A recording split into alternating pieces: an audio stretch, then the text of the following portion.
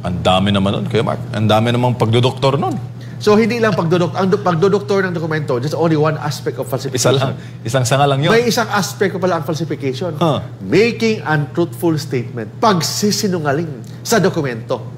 Iba yung sinungaling na sasalita. Sinungaling ka sa salita, iba yun. Pwede kang sinungaling ka, then binabastos mo yung tao, oral defamation ang tawag doon. Pero kung nagsisinungaling ka sa dokumento, pero hindi under oath, nagsisinungaling ka sa dokumento, ang tawag doon is falsification through making untruthful statement of narration of facts. Pero kung binago mo ang perma, binago mo ang dokumento, may diploma ka na summa cum laude, may diploma ka na PhD, tapos doon lang pala nakuha sa ilalim ng tulay, yung PhD mo, ilalim ng tulay. O yan, that is already falsification. You falsified your diploma, you falsified your transcript of record through by altering or fabricating facts to make it appear to be genuine.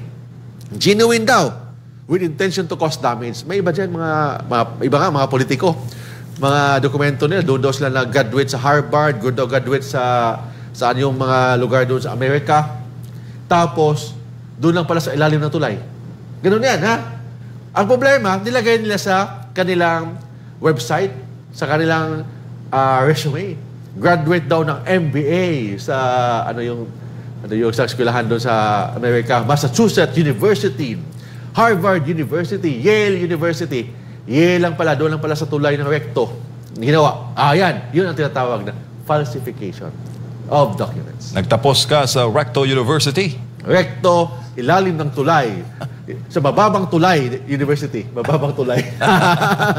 Yun yan. So, yun ang tinatawag na falsification.